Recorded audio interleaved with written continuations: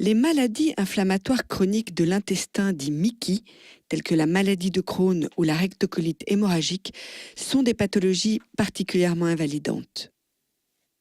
Elles touchent l'ensemble du tube digestif pour la maladie de Crohn ou le rectum et le côlon pour la rectocolite hémorragique. Les signes de la maladie peuvent être de fortes douleurs abdominales, des diarrhées multiples accompagnées de saignements. Fièvre, anorexie et fatigue dégradent rapidement l'état général du patient. Les lésions que l'on peut observer sont des ulcérations sur les parois intestinales qui peuvent se transformer en fistules, provoquer un épaississement de la paroi qui entraîne un rétrécissement du tube digestif et oblige rapidement les patients à entreprendre un traitement pour diminuer les symptômes. Le processus inflammatoire est un phénomène naturel de l'organisme pour lutter contre toute agression potentielle.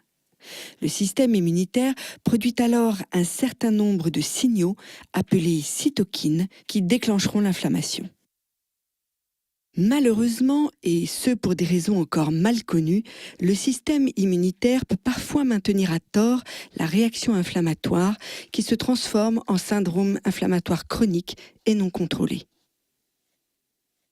Ces signaux, appelés cytokines, agissent comme des médiateurs entre cellules et sont générés par certaines cellules du système immunitaire, notamment les lymphocytes T.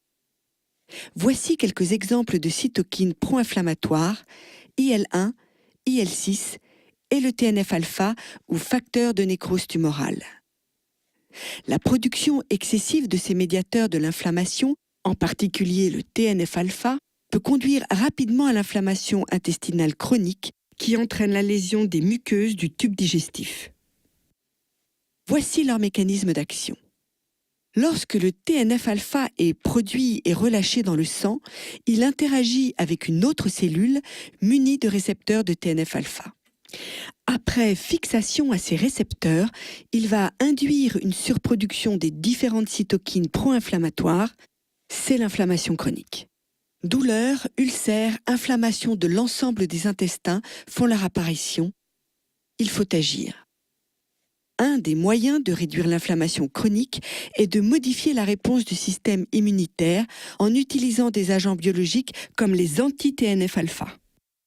Ceux-ci font partie de la classe des immunomodulateurs capables de bloquer la production des cytokines pro-inflammatoires.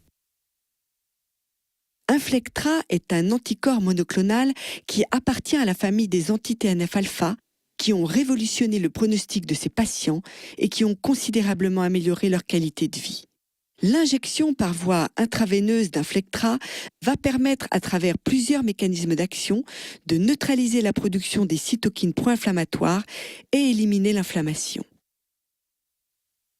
Lors du mécanisme primaire, l'agent anti-TNF-alpha Inflectra peut se fixer au TNF-alpha transmembranaire, se trouvant à la surface de la cellule inflammatoire, et va pouvoir empêcher le TNF-alpha de se fixer sur ce récepteur transmembranaire et donc inhiber le processus inflammatoire.